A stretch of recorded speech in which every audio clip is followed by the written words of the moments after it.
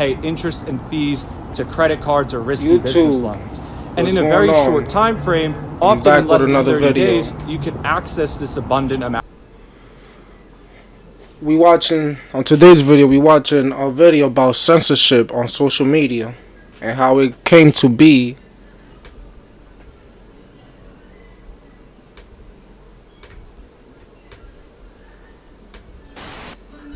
We were warned. The CIA relies heavily on the NSA's ability to gather vast quantities of email, phone calls, and other data to track down. The CIA's drone program relies heavily on data the NSA provides. That includes phone calls, emails, and other forms of signals intelligence. But we didn't listen, and now we live in a dystopia. Like, why would you just use it on potential criminals or enemies of the state or what have you? Well, you could use it on the entire fucking population and make trillions of... Watch this video to the end, and what do you think about censorship on social media? What do you think has social media, why has gone to this dark path? Like, do you think the government did this, the elites did this? Who's controlling social media? And what's gonna happen to this new age of social media? Dollars in advertiser revenue. Well, what about when you talk about something and then you get an ad for that something that you've never seen an ad for before? With email service providers and social media, we've long been told that if it's free, you're the product. But with the Internet of Things, it seems even if you pay, you're still the product.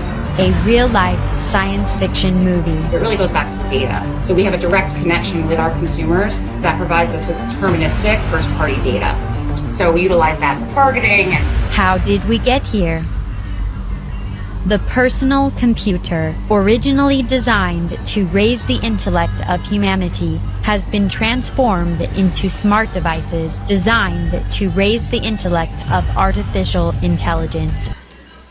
Yup, you just heard it right there. Now instead of us learning, that shit is learning. So this new age of social media is gonna be different. It's gonna be different.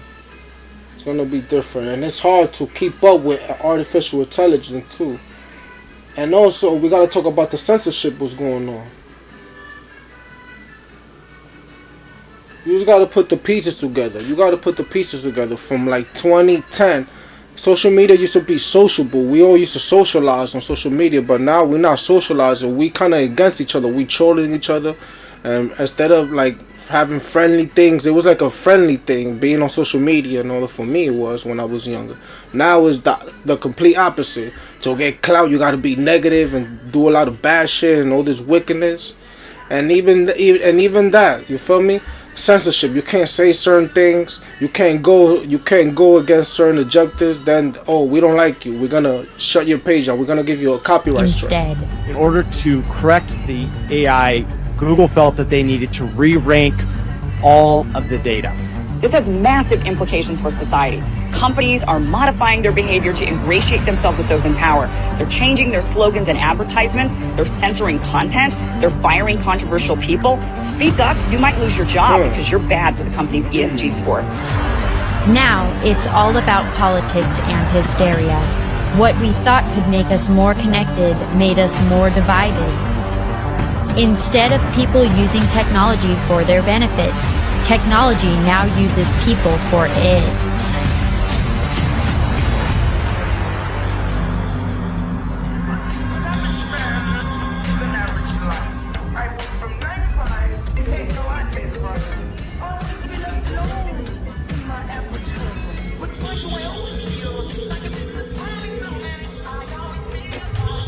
Are you watching me? Look at that love. Always watching you. Scary, man.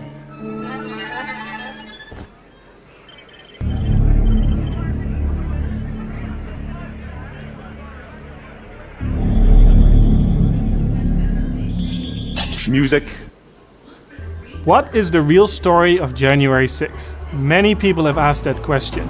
Some movie streaming services, online shopping services routinely. Everything is watching you. Basically, what they're trying to say is, from websites that you go onto, certain websites, certain companies, they could track your camera, where you're watching your website from. You feel me? Like if you're watching porn or you watching like Google, or like you watching like a website about information, or to educate yourself, or like a book, or to hear audio, they could track you. You feel me? And they could see your face now. And besides, they could do that with your phone too. And they already got your IP address. It's crazy what they could do with so much things. Look at your pattern of behavior, compares that to previous customers, and tries to make predictions for you. Google runs the largest of all the ad exchanges, also known as surveillance advertising. Big social media platforms don't sell ads to you. They sell you to advertisers.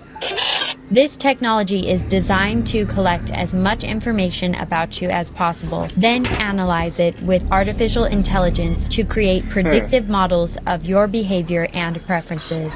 This is you, a series of purchases. Just because if you have a phone, you're contributing to the rise of artificial intelligence. You feel me? So it's like, it's crazy how social media, even if you don't want to participate, you end up participating in some sort of way. You're gonna see, like, there's so many devices that got like technology in it now. That needs battery. That needs that has Bluetooth. That has chips inside. You know, the chip that goes in the computers and phones. Preferences and quantifiable data points that we define as your personality. We monitor every social network, internet log, instant and text messages, known associates, your friends, emails received and sent, cell phone usage. We use this data to form personality profiles. We know who you are. We are everywhere. The thing is, you're not just following your bad guy targets, you're also following their metadata. And by the time you go a third hop out from the original target, you're looking at a list of 2.5 million people.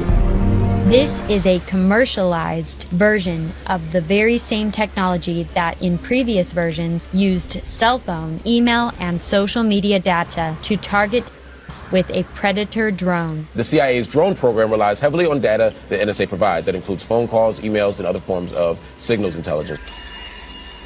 Taliban! Good afternoon, sir. But now, instead of delivering you a smart bomb, Avon calling. It delivers you a smart ad through smart devices, and that's just the beginning. And nearly every TV sold these days is a smart TV. And if you're not using a smart TV, you might plug in one of these, an Amazon Fire Stick, Roku, or Google Chromecast. But all these devices are grabbing a lot of information about you, what shows you watch, when you're watching, and how long. Even your voice. According to their terms of service, those smart devices use that information for a range of reasons, including analytics, marketing, and targeted advertising. They can share that data with countless third-party firms.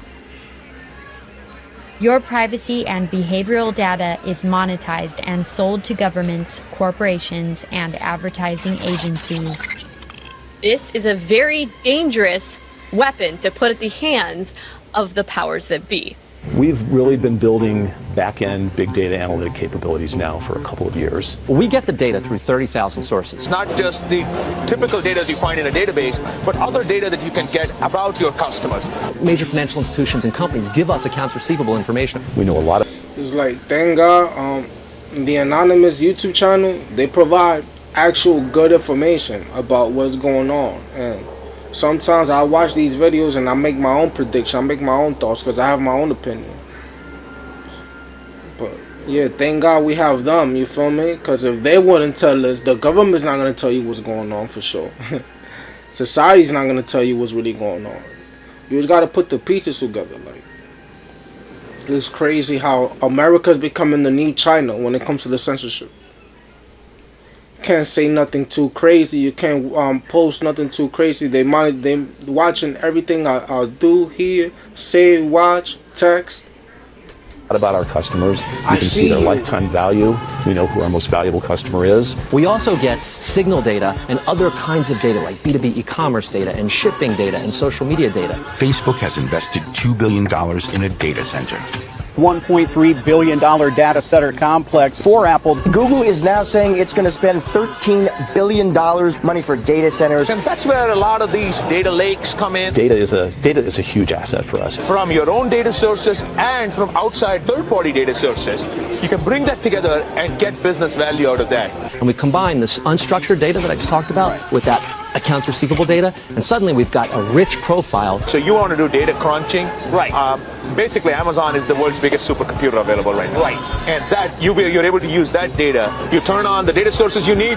Within a couple of hours, you have the analysis you need. Amazon's private brands team in India secretly exploited internal data to copy products sold by other companies, knocking off the products of sellers in its marketplace. Using that big data against our best customers, it's a huge asset. And rigging search results. An exploitation of its vast... It's a monopoly. The corporations and the elites, they took over social media. There's no freedom. There's no freedom of speech here. That's why you won't like this video. Because you've been programmed by them. You've been programmed by them not to like this video because I'm not famous. You got to be some sort of famous. You got to be a pawn in their system.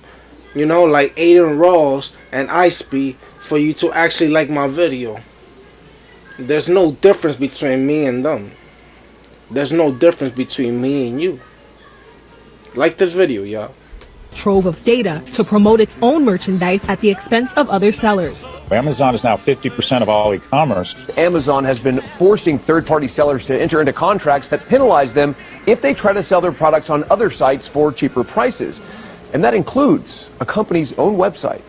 For every euro of sales, Hubacher has to hand over 30. That's crazy that you could be your own. You could have your own company, sell your own products, and if you want to do a deal with Amazon, you can't sell on your own website. What the fuck? I didn't know about that. Cents to Amazon. Amazon is one of the most valuable companies in so the world. So much things I don't know. Apple, Google, and Facebook. They're worth together Let's around find out $7 the trillion. truth together. The success of software can depend on its presence in the App Store, for which Apple charges 15 to 30% of revenue. And essentially tells us if you don't like the deal, you can just get out of here. You can just shut down your business. How is that a choice? It just felt like mafia tactics. The tech companies decide under what conditions others can enter their system. In the process, they collect oceans of data. They invade our private lives through surveillance. They extract from our lives, rendering what they extract as behavioral data, and then they claim those.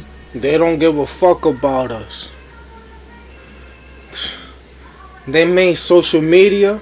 It was a tool to educate yourself, but now it's a fucking drug. Just look at me. Look, I'm fucking looking up something. I'm looking up something while I'm doing this live video with y'all. Look how much tech I got. I gotta be tech savvy just to look up something. Just to all that. I don't even gotta do all this. You feel me? Even going live on this, it takes complications. You feel me? I gotta be tech smart some sort of way. And even that, you feel me? I don't know nothing. I hate this new era of internet. Behavioral data as their private property. I'm saying no to the metaverse is gonna come out, and by 2025 and up, around those years, and virtual reality is already here. But I'm not using those type of technology. I'm not ready for it, and even when I'm ready for it, I'm not endorsing that. The way you live your life, the way you do your work. Destruction. That's gonna be part of the destruction for our human civilization. The way research. Next thing you know, there's gonna be chips inserted to our brains, Neuralink, like Elon Musk wants. So we could be hacking straight, have an internet, have a computer in our fucking minds. Nah, I'm good. I'm fighting back. Take back your power. Development are all moving forward. It all relies on this enormous amount of data and this enormous amount of computing power. Guess who else has access to your privacy and behavioral data? So one of the things that we were able to do with the Smart TV platform was actually abuse the browser to the extent that we could actually gain access to the camera that's built into the TV. This is something that we can do invisibly and actually have the camera running behind the web page that you're looking at. I could be sitting on a laptop in a cafe in Paris, and as long as I have a network connection, I'd be able to get into your TV and access the camera. Hackers, spies. You heard that cool? You heard what they said? Freedom. It's a giant. You heard what the guy said? What you could do? An open universe where you can do whatever you want. They could watch you from your smart TV. Slow-paced agencies, you name it, any. They could watch you from your smart TV. You feel me? They could watch you from your smart gadget, your smart devices, anything that have a camera, whether it be a toy, a drone, a phone, a computer, TV. Anything that has a fucking camera and has an audio sound, they're listening and they're watching. It's part of the system. All to document our personal information. For what?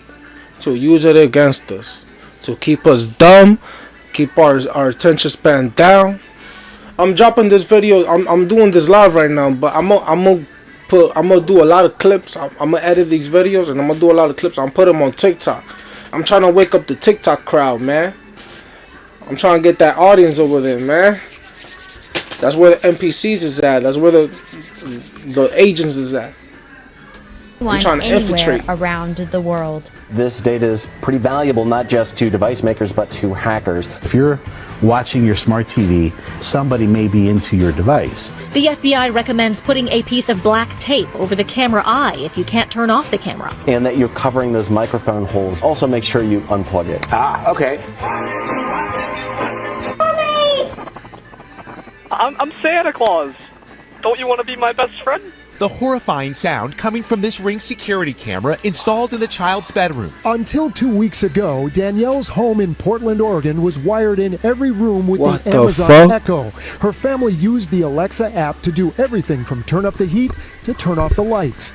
But that their love for the Alexa changed with one alarming phone call. man. That person was one of her husband's employees calling from Seattle. He proceeded to tell us that he had received audio files, recordings from what was going on in our house. It's nearly impossible to distinguish between consumer products and surveillance equipment. It's really easy to forget that normal household items are spying on you. Look at all these products. Can you see a single microphone or camera? There is an entire economy for spy footage of people, couples being intimate. Look at that. Look how many technology got cameras now. Even fucking toys and... Oh, man. Sounds scary, man. There's a lot of creeps. There's a lot of guy creeps. A lot of female creeps.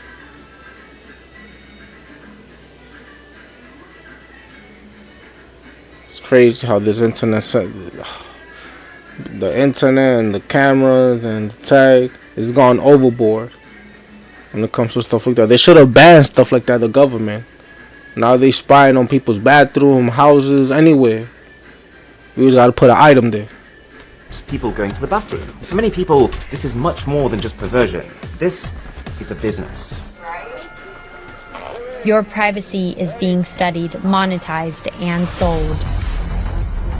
Data collection has become so sophisticated that NGOs are now using AI algorithms that can accurately predict or even interfere with election outcomes. Do you really have a file on every voter in this country? Yeah. Yes. And if you just pick one at random, how much would it say about an individual? Literally, you could look and you could look into thousands of characteristics. Thanks to advances in data analysis and digital communications, it's now becoming possible for political leaders to capture the expressions of all American minds. So where does the house-by-house data come from? An amazing range of sources, among them supermarket and credit card transactions, and what people watch on TV. Data analysis was pioneered in the two triumphant Obama campaigns. They even boasted they knew the names of all 69 million people who voted for Obama. We had 12 people on our data team in 2008.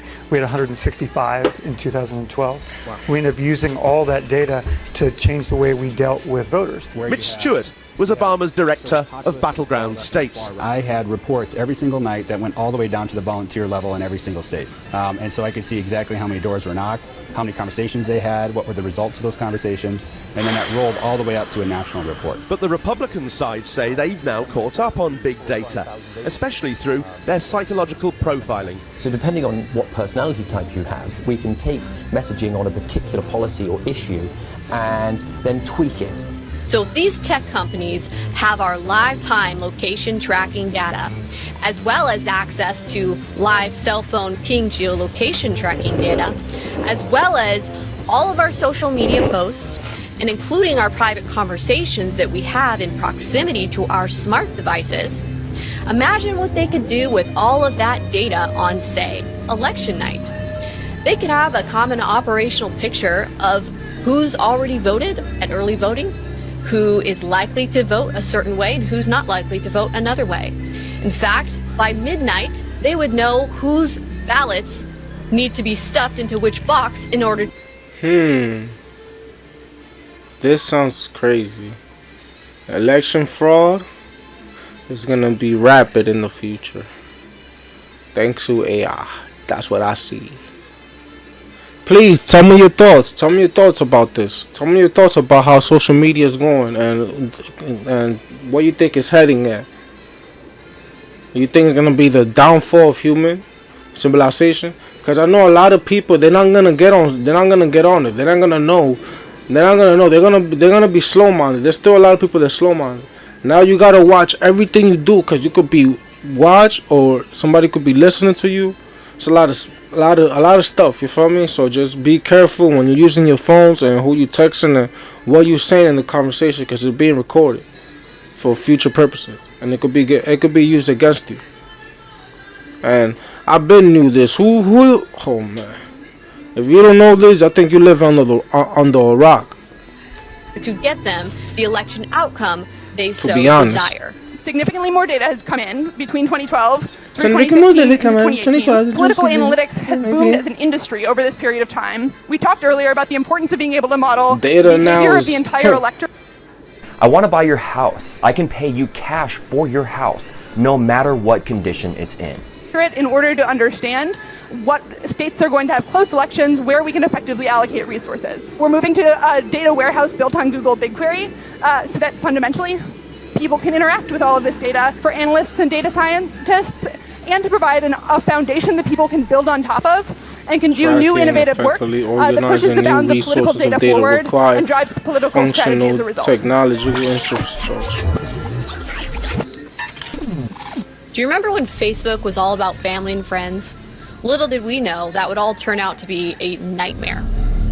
In 2015, Matt Drudge made a rare and unannounced appearance on The Alex Jones Show, warning about social media and how mass internet censorship was on the horizon. I'm not on Facebook. I don't do the socials. I've got that little Twitter thing. Even that's kind of disgusting.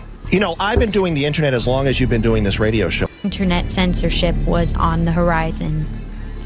I'm not on Facebook. Appearance on the Alex. This guy was a big time guy in the industry. He knows about social media. You feel me? And he's a business person. I don't know who's him specifically, but he's somebody we gotta know in the tech industry. He's somebody important, because people's making articles about him. You feel me? Jones Show, warning about. Look, I'm not on Facebook. I don't do socials. I got that little Twitter thing. Even that kind of disgusting. I'm just warning this country that, yes, don't get into this false sense that you're an individual when you're on Facebook. No, you're not. You're a pawn in their scheme. Facts. Like, a lot of people, like, I see a lot of people making videos on YouTube. It's like, they ain't sold, they sold, but it's like, everything they do is for the views and stuff like that. Like, they really clout chase it to the max. And I think that gotta stop. You feel me? I think that gotta stop. I think you don't gotta put yourself down or sell yourself short or embarrass yourself or act like you like different. You feel me? Like, just be you. When you're on social media, just be you. Social media and how mass internet censorship was on the horizon. I'm not on Facebook.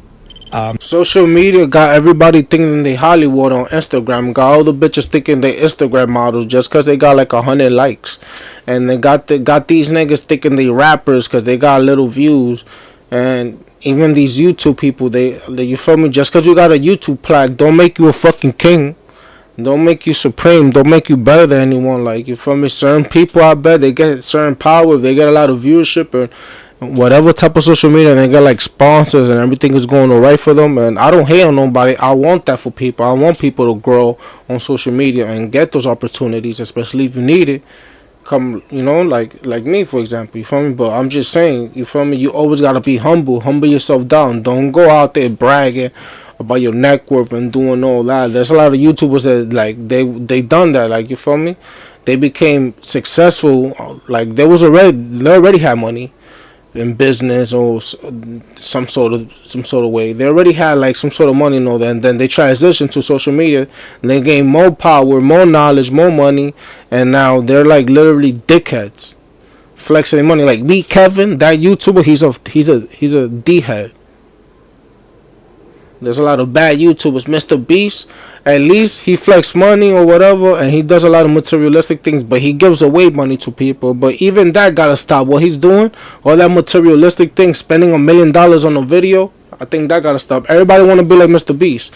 I'm not gonna be a YouTuber if I'm not like Mr. Beast. That's what 99% people that I know would think.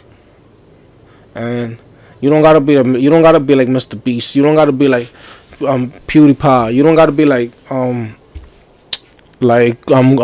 Rice. You don't gotta be like Jake Paul. You don't gotta be like Logan Paul. You don't gotta be like all these streamers and all these YouTubers. Like, you feel me? You don't gotta be Ice Speed. You don't gotta be Aiden Rose. Just be you, my nigga. Facts. Just be you, and you know, don't take the social media too serious. And if you get a chance to advance your business and get some opportunities here, then bless you. If not, just keep working towards it. But don't think you better than anyone. You feel me? Humble yourself. Cause a nigga like me in the hood, you feel me? You disrespect me, I don't disrespect nobody on social media. But somebody like, I'm the type, I'll pull up. Feel me? I'll pull up and I'll do what I gotta do. You feel me? And I hate this fakery. All this dancing for clout, all this like what TikTok has become and what TikTok is. TikTok is disgusting, but I'm there to promote my message, and my message is, at least I'm not doing no clown shit, and I'm just letting the world know about what's going on. I'm trying to wake them up in a spiritual way and motivate them.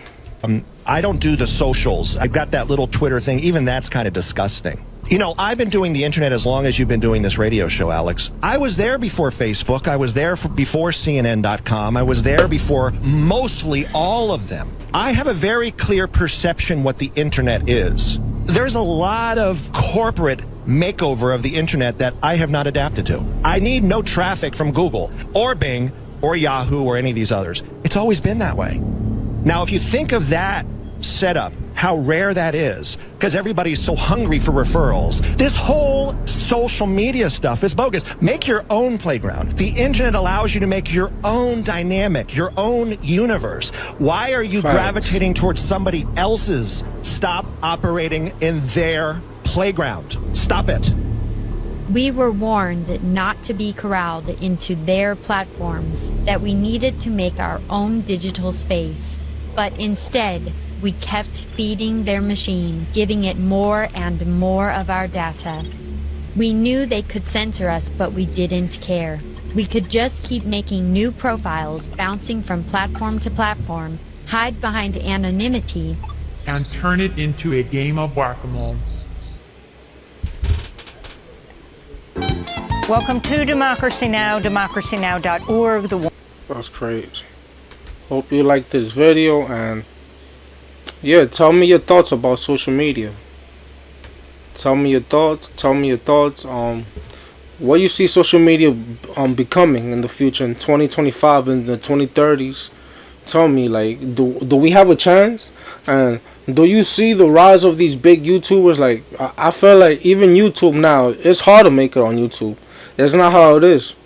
If you're not part of the corporate and you don't got corporate money or big money to spend, and you're trying to do this by yourself like me, it's gonna be hard. But if you're one of those that's making videos like me, a small content creator, I just want to know, pull through, my nigga, and just keep making videos, and hopefully, you know, God knows, in a couple years, you know, we gonna make it. We gonna make it, but you know, have your plan. Keep working on the job. Keep working on yourself, and keep learning. And peace. Keep evolving. Shout out to my small content creators. You know what I'm saying? I'm gonna see you next time, YouTube family.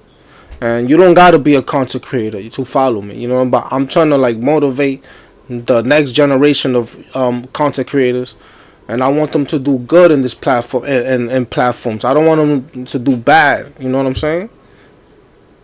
That's my main message in this channel.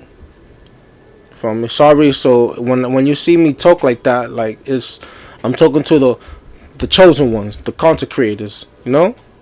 Have a good one.